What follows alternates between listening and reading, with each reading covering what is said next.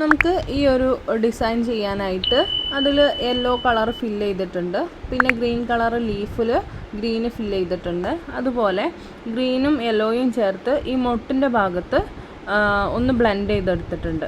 ആ 3 രീതികളാണ് നമുക്ക് കാണേണ്ടത്. അപ്പോൾ അതിങ്ങനെ ഞാൻ ഷേപ്പ് വരച്ച് വെച്ചിട്ടുണ്ട്, അതിൽ ചെയ്യാം.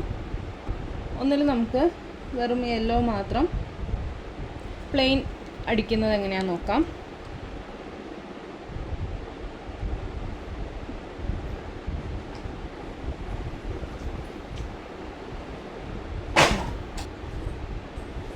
ഓക്കെ, അപ്പോൾ നമ്മൾ ബ്രഷ് കഴുകിയ ശേഷം ജസ്റ്റ് ഒന്ന് തുടയ്ക്കണം.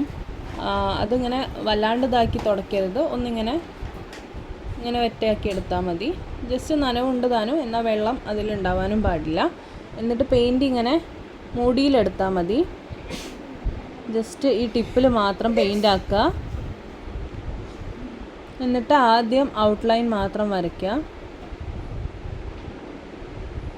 ഔട്ട്ലൈൻ കൊടുത്തിട്ട് അതിൻ്റെ ഉള്ളിലൂടെ ഫില്ല് ചെയ്ത് വരികയാണ് നല്ലത്.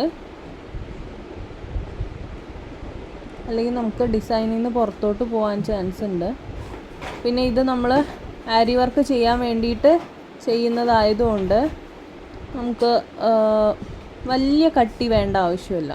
അല്ലാതെ നമ്മൾ ഫാബ്രിക് പെയിൻറ്റിങ് മാത്രമാണ് ചെയ്യുന്നതെങ്കിൽ 2 കോട്ടൊക്കെ അടിച്ച് നല്ല നീറ്റാക്കി എടുക്കണം. ഇത് നമുക്ക് ആരി വർക്ക് ആരി നീഡിൽ അതിൻ്റെ മേലെ കൂടെ ചെയ്യാനുള്ളതാണ്. അതുകൊണ്ട് അങ്ങനെ ചെയ്യേണ്ട ആവശ്യമില്ല. ജസ്റ്റ് ഒരു സിംഗിൾ കോട്ട് മാത്രം മതി.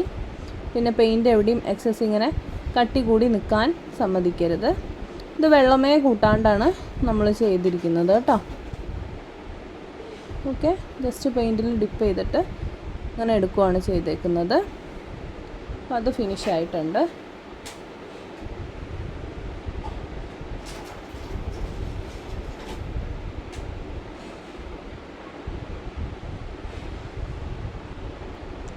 ഇനി നമുക്ക് നെക്സ്റ്റ് ഒരു ലീഫിൻ്റെ ഷേപ്പാണ്. അതിൽ ഗ്രീൻ പ്ലെയിൻ ആയിട്ട് അടിക്കുവാണെങ്കിൽ ഈ രീതിക്ക് തന്നെ അടിച്ചാൽ മതി.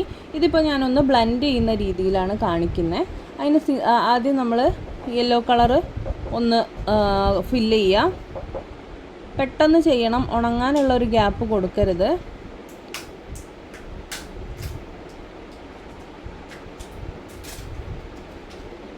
ഇത് ഞാൻ ഔട്ട്ലൈൻ കവർ ചെയ്യാത്തത് ഔട്ട്ലൈനിലൂടെ നമുക്ക് ഡിസൈൻ ചെയ്യാനുള്ളതായതുകൊണ്ടാണ്.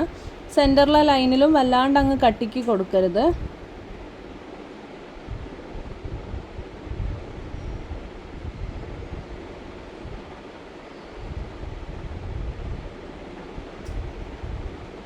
നമ്മളിത് ഉണങ്ങുന്നതിന് മുന്നേ ആയിട്ട് തന്നെ പച്ച പെയിൻ്റ് എടുത്തിട്ട് ചെയ്യണം. അതിന് മുന്നേ ആയിട്ട് നമ്മൾ ബ്രഷ് ഒന്ന് കഴുകുക. അത് കഴുകിയ ശേഷം വീണ്ടും തുടയ്ക്കുക. എന്നിട്ട് വേണം ചെയ്യാനായിട്ട്. തുടയ്ക്കുക. ദെൻ നമ്മൾ ഗ്രീനിൽ ജസ്റ്റ് ഒന്ന് ടിപ്പ് മാത്രം ടച്ച് ആക്കിയാൽ മതി. ഇങ്ങനെ ഔട്ട്ലൈൻ മാത്രം ഇട്ട് കൊടുക്കുക.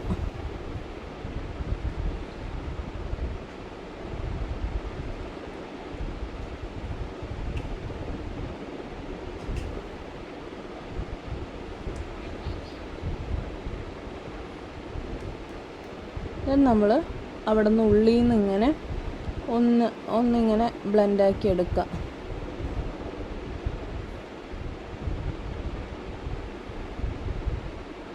ഇതിൽ ഒരുപാട് നമുക്ക് കാണേണ്ടത് ഗ്രീനിനെയാണ്.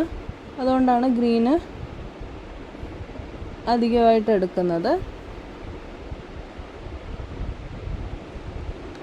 ഇങ്ങനെ ജസ്റ്റ് ഒരു യെല്ലോയിഷ് ഷെയ്ഡ് ഉള്ളിൽ വരുന്ന രീതിയിൽ നമ്മൾ ഫില്ല് ചെയ്ത് കൊടുക്കുക. മറ്റേ ചില ഗ്രീൻ ആകുമ്പം ഭയങ്കര ഡാർക്ക് ഗ്രീനാണ് ഉണ്ടാവുക.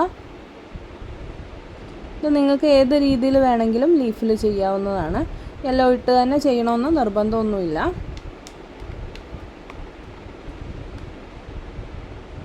ഓക്കെ,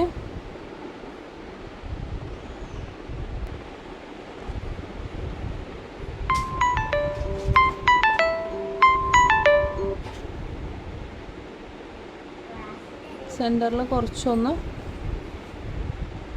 വെള്ളം ജസ്റ്റ് തൊട്ട് നമ്മൾ ആ തുണിയിൽ തുടച്ച ശേഷം ഒന്നിങ്ങനെ ബ്ലെൻഡാക്കി കൊടുത്താൽ പെയിൻ്റ് എവിടെയെങ്കിലും അധികമായിട്ടുണ്ടെങ്കിൽ അതൊക്കെ ഒന്ന് നേരെയാക്കാനായിട്ട് പറ്റും. ഓക്കെ, ഇനി നമ്മൾ ആ പൂമൊട്ട് എങ്ങനെയാണ് ചെയ്യുന്നതെന്നാണ് നോക്കുന്നത്. ഇനി യെല്ലോ കളർ പെയിൻറ്റ് ആദ്യം കുറച്ച് അടിച്ചു കൊടുക്കാം. എന്നിട്ട് മുട്ടിൻ്റെ അടിഭാഗത്ത് യെല്ലോയും മേൽഭാഗത്ത് കുറച്ച് ലീഫിൻ്റെ കളറിലായിട്ട് ആണ് കൊടുക്കേണ്ടത്. മേൽഭാഗത്ത് കുറച്ച് ഗ്രീനാണ് കൊടുക്കേണ്ടത്. അതിനായിട്ട് ബ്രഷ് തുടച്ചു. ദെൻ ഗ്രീനിൽ ജസ്റ്റ് ഒന്ന് ടിപ്പ് ചെയ്യുക. മേളിൽ ഇങ്ങനെ ഒരു വി സ്ട്രക്ചറിൽ നമ്മൾ കൊടുക്കുക.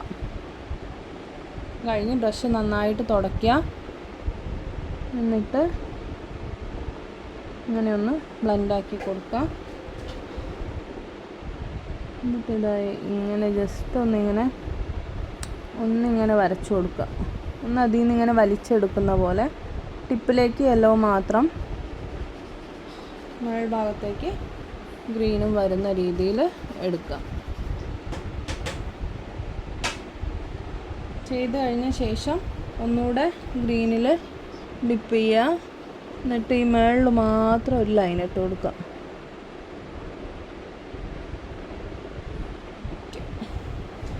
ഇത്രയുമാണ് നമ്മൾ ഈ ഒരു ഡിസൈനിൽ ചെയ്തേക്കുന്നത്. സ്റ്റെമ്മിലൊക്കെ വെറുതെ നമ്മൾ ലൈൻ ഇട്ടിട്ടേ ഉള്ളൂ.